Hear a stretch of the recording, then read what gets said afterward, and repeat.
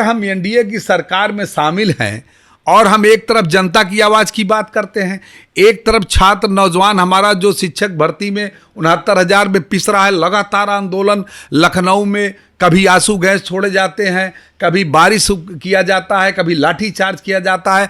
जा करके मैं प्रदेश अध्यक्ष था, मेरे सामने की बात है कि हमारे कार्यालय के अंदर घुस गए सारे बच्चे और पूरा 12 घंटे उन्होंने आंदोलन किया।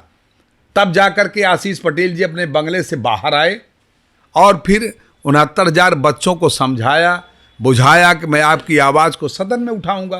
तो वो सदन में उठाए, श्रीमती अनुप्रिया पटेल जी राष्ट्रीय अध्यक्ष, उन्होंने उठाया, इसमें कोई दो राय नहीं है, उठाया, लेकिन उसके लिए कठोर कदम उठाना चाहिए। अगर हम सरकार में हैं और सरकार के हम अंग हैं तो हमें मजबूती से अपनी बात रखनी चाहिए।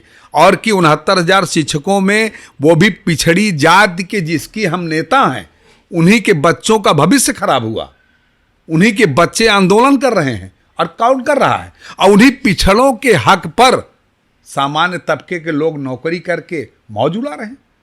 तो इसके लिए अगर वो सामाजिक न्याय की विचारधारा, डॉक्टर सोनेलाल पटेल जी की विचारधारा, डॉक्टर साहब भीमराव अंबेडकर की विचारधारा, सरदार वल्लभ भाई पटेल की विचारधारा को लेकर कहती हैं कि हम उनकी सामाजिक न्याय की विचारधारा पर चलते हैं, तो सामाजिक न्याय विचारधारा पर आप संघर्ष कहाँ करती हैं?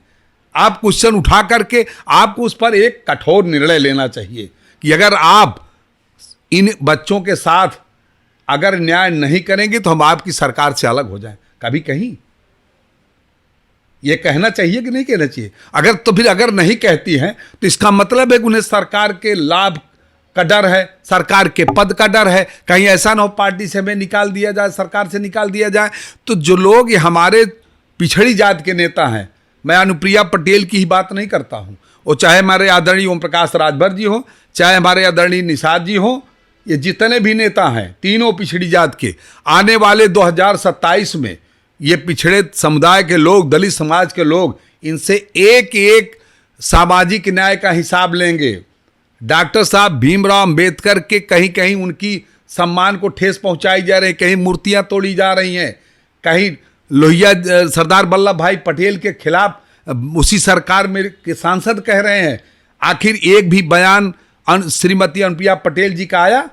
सांसद कंगना रनावत ने सरदार वल्लभ भाई पटेल के बारे में बोला?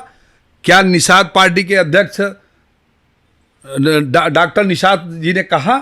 उन्होंने नहीं कहा, न ओम प्रकाश राजभर जी ने नहीं कहा। और अगर दोनों ने नहीं कहा तो कम से कम सरदार वल्लभ भाई पटेल की विचारधारा पर अपना दल चलता है।